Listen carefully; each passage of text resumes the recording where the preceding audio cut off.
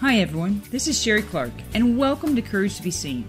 This show's for anyone who longs to take charge of their life, to create more success, accomplish their dreams, and to live in inspiring ways to be powerfully visible and visibly powerful. I will be sharing stories with you from my own career and experiences, from leading engineering teams for the last 20 years, and also from interactions I have been blessed to have with people I've met from around the world. I want to give you the tools, techniques, strategies, and inspiration so you can be the best you. You can achieve the success you desire, personally and professionally. Being authentic, confident, and empowered are the keys to success and the life that you want. You can have the courage to be seen.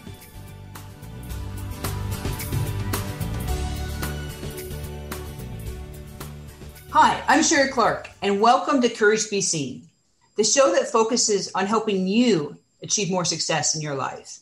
I'll give you the tools and techniques, the strategies and stories, so you can be more confident, more authentic, more empowered. These are the keys so you can have more success in your life. Today I have a special guest, Nancy Martin, that I met a little over 10 years ago.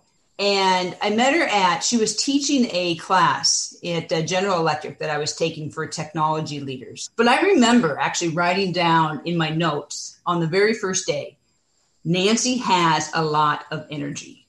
And that was the very first thing that brought me to get, into the class going, wow, that we have a speaker. And you don't normally get that in engineering classes. Sometimes engineering courses can be kind of boring, or they don't seem to have like lots of energy. So it was definitely a change of pace, and very excited. And so I'm sure that you all will love what Nancy has to share. So I want to tell you a little bit about her bio. Her passion is creating the best work environment for technologists around the world. And I can say, with lots of confidence that she has definitely succeeded in doing this. She's the founder of Nancy R. Martin Consulting, where she develops and coaches technical leaders to grow them into thoughtful people leaders. She trains about 100 leaders each year on a variety of topics, including leadership, communication, trust, and team building. Nancy's also a public speaker on inspirational topics around perfectionism, self-confidence, and organizational transformation. She retired from General Electric and most recently led technical education for the company. During her 35-year GE career, she held 17 jobs, mostly in engineering leadership, and was the head of the Edison Engineering Program, an entry-level program for 1,000 engineers and scientists around the globe.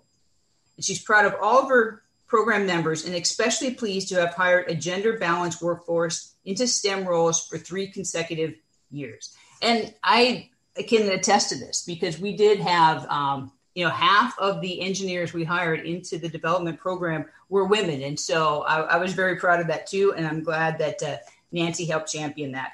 She has 2 children, Jill and Jeff, and is married to a very supportive husband, Dave. But I thought it was really interesting she included in her bio that one of her hobbies was doing the laundry. So, Nancy, you're going to have to tell us, is that really one of the hobbies that you have that you enjoy doing? Well, it's probably a little less now when the kids are older, but it definitely was a hobby. And that's because I didn't always have time for it. I think that's what makes a good hobby when you're really busy. So there were times when I would take something dirty out of the pile and say, that wasn't as dirty as I thought it was. So, yeah. Well, I guess it is, you can feel good. You accomplish something and then it makes everyone. It is. And then I would just have a clean pile and sometimes it would get put away and sometimes it wouldn't. So, it really depends. I'm a little more on top of it, but still not as on top of it as you might think. Well, so Nancy, this show is called Courage to be Seen. And a lot that, just from a name can mean a lot of things to a lot of different people. So what does courage to be seen, mean to you? And is there a point in your life where you really had to make a decision so you yourself could have the courage to be seen? Yeah, well, I certainly know what it's like not to be seen. When I started my engineering career 35 years ago, I would sit in meetings and I started to realize that nobody ever looked at me. Like I was invisible. And that was kind of the first time when I went to work. So I certainly know what it's like not to be seen. And unfortunately, I think that's still probably true. And then certainly I gained confidence and I could talk in meetings.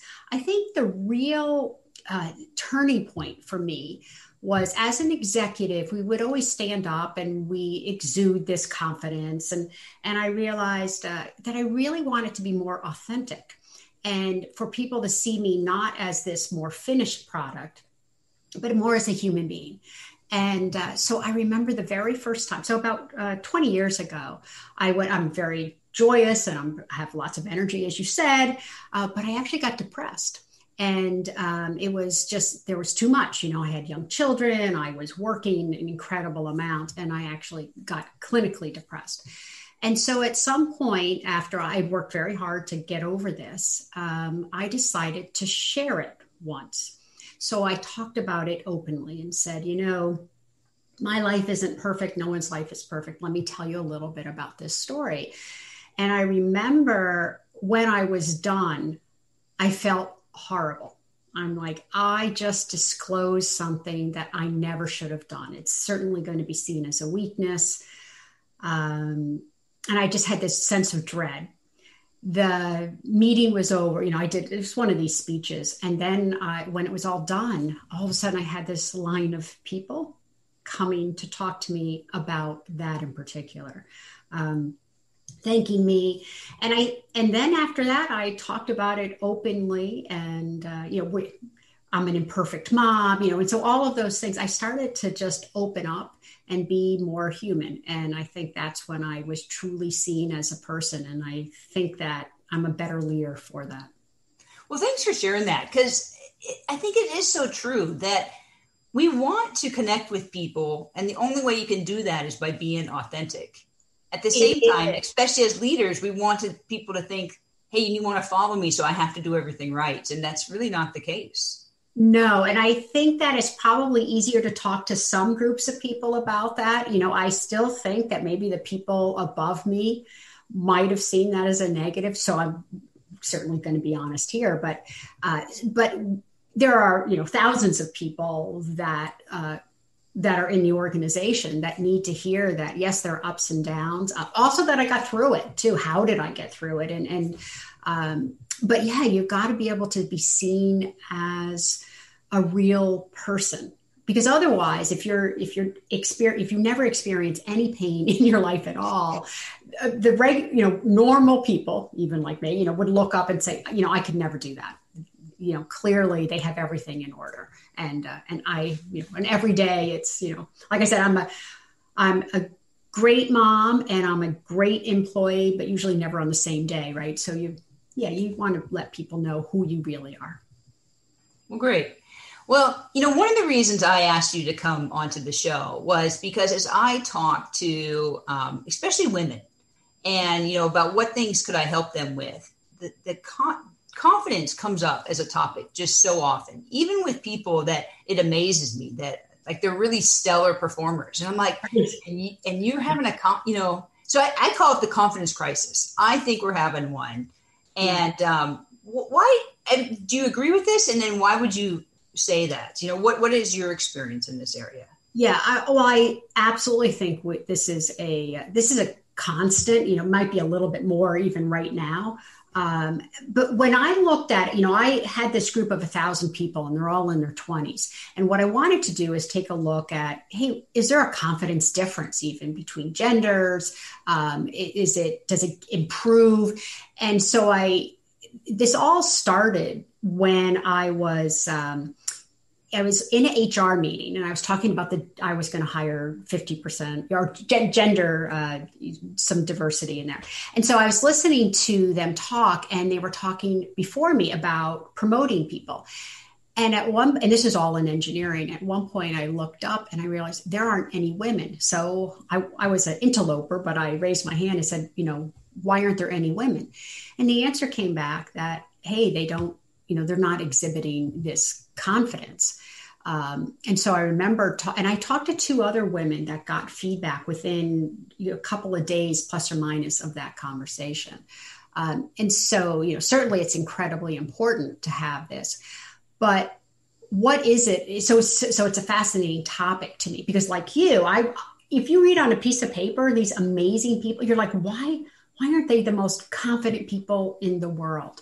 and they aren't. So I absolutely do think that there's this real gap between what people should be thinking and what they really do. For sure. And how do you think that's limiting people? If they're, I have to admit, I don't think most people would say that Sherry has a confidence problem. That there's a lot of things I've had to work on in my life, but confidence really wasn't one of them. That was a major issue or something that I could point to in my life. So of these people that you're meeting, how is it, do you think, limiting their careers, or how is it holding them back? And because I kind of want to help people understand this so that way they're motivated to why they should even work on this. Right. Well, it really does hold them back, right? I mean, I was in that meeting and there were names on the board and none of the women's names were moved to the right. So clearly that holds them back. I think there are many reasons why this happens. I think to start with, what I learned was the definition of confidence was different. So that was the first. So I started asking people, what does it look like to be confident, right? You look like you're confident. You make eye contact, you speak clearly. But what does it look like? And so men were like, you're very, you pound the table, you know what you want, you're very definitive. And then I asked women and it said, you listen really carefully, you weigh all of your options. And if you can see that, depending on who's even judging you and your confidence, that men and women or just different people will judge you differently.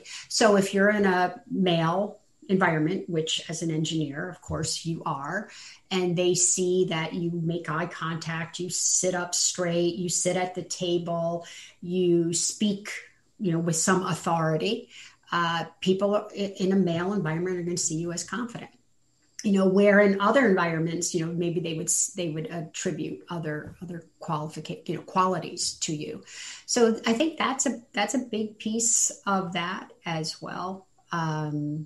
So that's just for starters, but it's incredibly important. And I would say that it's especially between the, kind of worker and then executive levels, confidence is really big and it's necessary, right? You have to appear confident, not arrogant, but confident. You have to really be able to speak well in front of your customers, because as an executive, no matter what role you have, you're selling your organization, you're selling your product and everything. So it is important, and it's being judged all the time.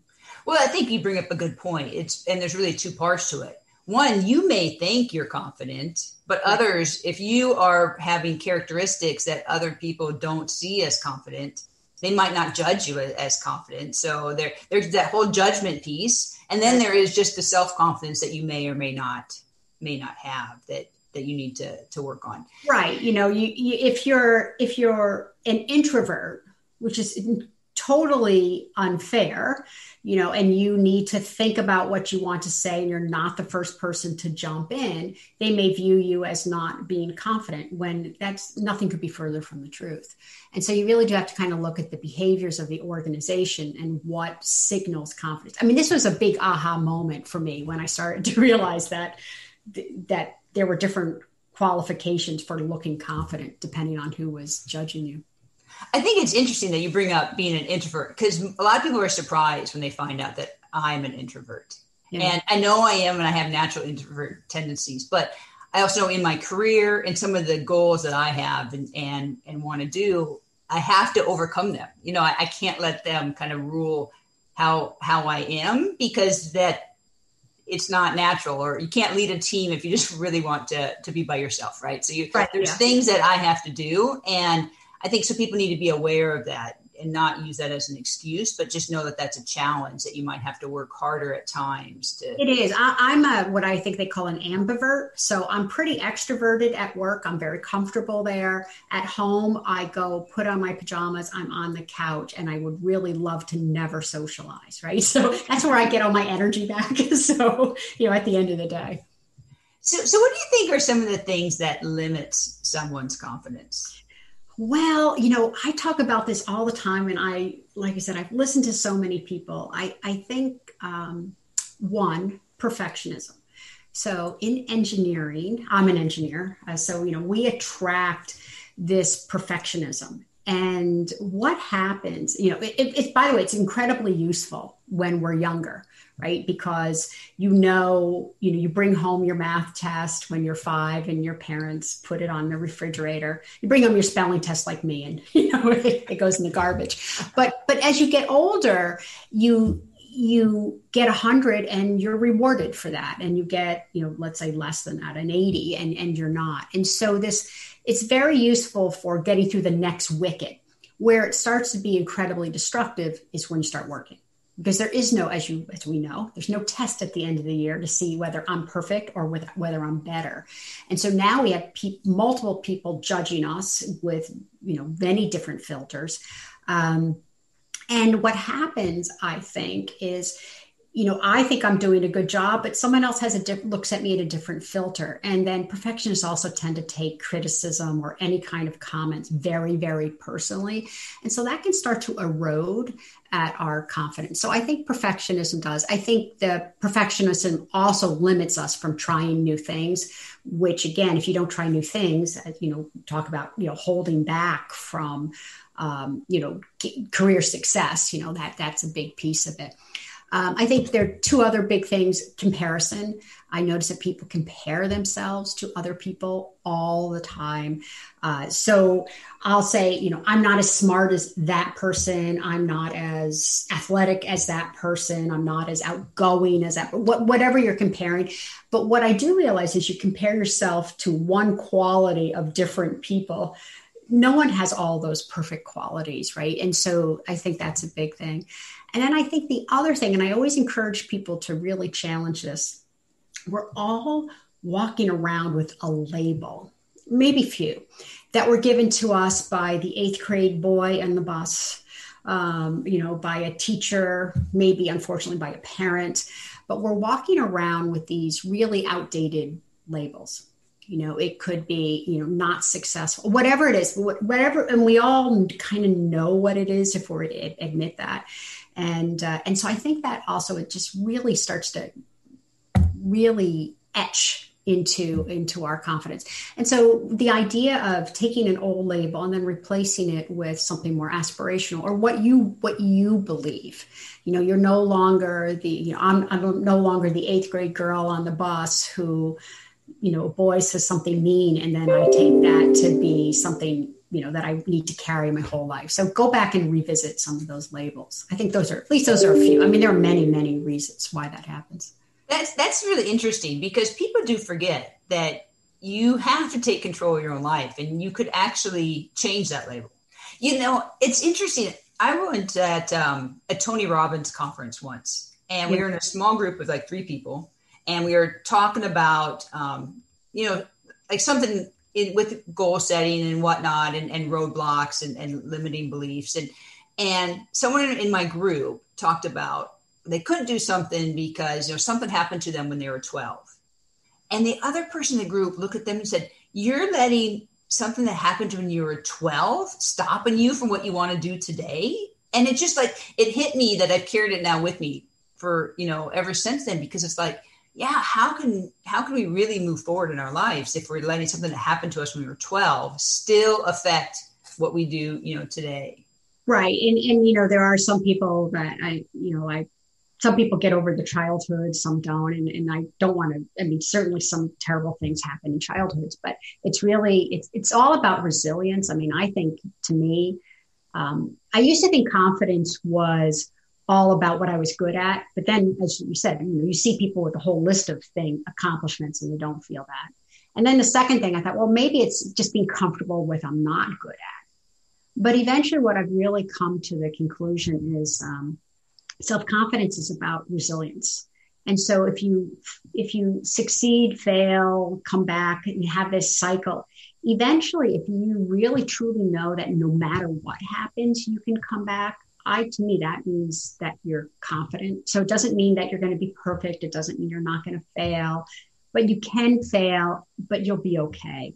And I think that's really what confidence, and it's not steady. Just because I feel confident doesn't mean I'm, level all the time. I'm not. But, I look at this as an equation, by the way, as an engineer. Why shouldn't that surprise me being an engineer? That's right. But, I would look at it as, if your confidence is much, much greater than your skills, then that's arrogance. And if your confidence is much, much less than your skills, then, that you're probably miserable, right? What you really want is you don't want it equal to your skills. You want your confidence to be a little above where your skill level is so that you continue to try new things. That you can bounce back. So that's kind of the equation I like. So it's a greater than or equal to. So you want just a little bit more, but you're right, because you want to try new skills. And if you only could try things that your skills were above your confidence, you'd never try. Right. And I do think that women, well, you mentor as well. When you mentor women and they say, well, I don't have all the skills that I need. I'm like, well, how about, do you have 50%? Could you learn? So you do want to have certainly skills going into something, but you have to allow the opportunity to learn new things. I have met people that say I have 50%. So in my mind, that's 100%. And then some people, and that is you, right, Sherry? I mean, not that, but you want, hey, I have 60%. I can learn these new things, right? And so you aren't afraid to try new things. You're not afraid to fail. I'm sure in your podcast, you've talked about that. So, and how you recover, but what I see you do is say, hey, I can bring this to the job. This is what I can learn. And this is how, and I think I can be successful, even though I don't have everything I need. And I think people are happiest when they are growing and developing and taking on new challenges. And so if you only did things that you were good at, you would never have that sense of accomplishment. That's actually partly why I do CrossFit, because, they put incredibly hard workouts on the board. Right. And you look at them, you're like, I really don't know if I can do this. But by going through it, right, and just okay, I'm going to grind away and I'm going to do this workout, it just gives you that sense of satisfaction. Like, look, I actually did more than I thought I probably could, and it helps reinforce some of the confidence. By the way, that's what I would do with running. I would run out and maybe go a little farther than I thought because there was only one way back. You still you have to get back. Yeah. Exactly. Yeah. A lot of people talk about, fake it till you make it. And everyone has different opinions. Some people say it's really good to fake it till you make it. Some people say, no, that's not being authentic. You shouldn't do it. I wonder what your take is on that topic, especially around confidence. Yeah, I think a little of both, actually, because again, it probably goes back to my formula, right? You do, as women in engineering, if you don't exude some type of confidence, you really won't be seen as confident, right? So there are certain behaviors that you can do, like sitting at the table, even breaking things down into smaller pieces and doing it. I don't believe in totally faking anything because it doesn't wear well, and people can see that you're trying a little bit too hard. But I do think that there are actually behaviors that you should, that you want to try to exhibit to help you. One of the easiest things is like how you dress, or, how you fix your hair. I don't mean to make this look about, it's not all about appearance, but, I would say that if I'm going to have a big presentation and I go up to the mirror and I'm like, well, I look fine, right? Versus, damn, I look good. So at least I have something. So you want to give yourself an edge at any point. So I would say it's more not necessarily about faking it, but trying to give yourself an edge on just the littlest things. Well, I even tell people, and it's not all around appearance, but when you are confident in how you look, then that's one thing you don't have to worry about. So you should have that outfit that you just love to wear. And you're like, I look good in this. I feel powerful in this outfit. And then that way, when you go into that meeting, that's one less thing. And you can have that confidence kind of ready for you. I couldn't agree with you more. Right.